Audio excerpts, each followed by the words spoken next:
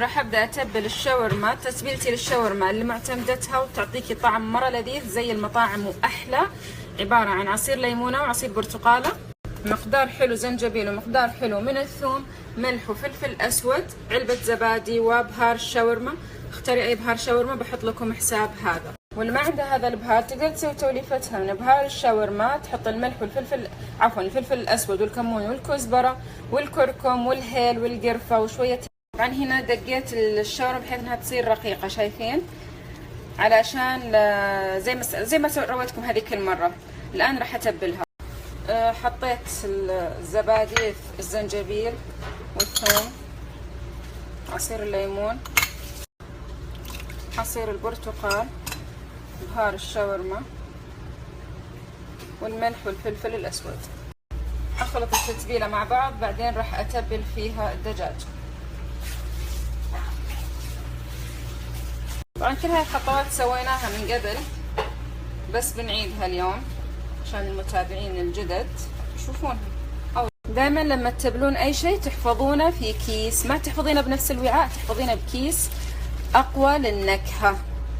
اللي تحب تفرزن التتبيلات سواء شاورما، شيش طاووق، اي تتبيله لحم سويتيها، اي تتبيله تحطينها بكيس وتخلينها اقل شيء 10 ساعات الى يوم. بعد اليوم هذا تاخذينها تقسمينها في اكياس، ثم في ناس يحطون الان بكيس ويفرزنون، هذا غلط، لا اخذ النكهه ولا اخذ شيء، يعني كانك الحين سويتي وطبختيه، ما ينفع. بسوي خلطة عبارة عن بطاطس، عصير ليمون، ملح ومايونيز، اخلطهم في الخلاط. البطاطا مسلوقة.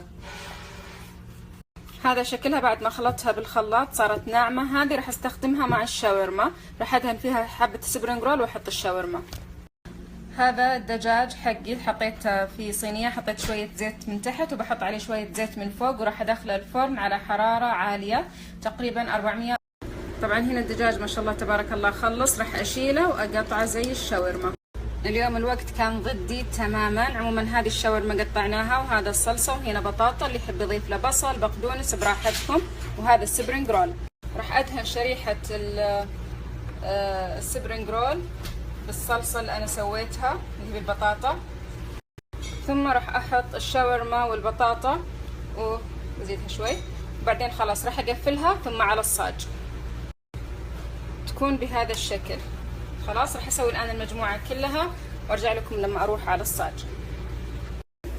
هنا حطيت شوية زيت في الصاجة او في المقلاة، وحطيت الشاورما حقتي وراح اقلبها الى ان تتحمر وتستوي. شوفوا هنا قلبتهم.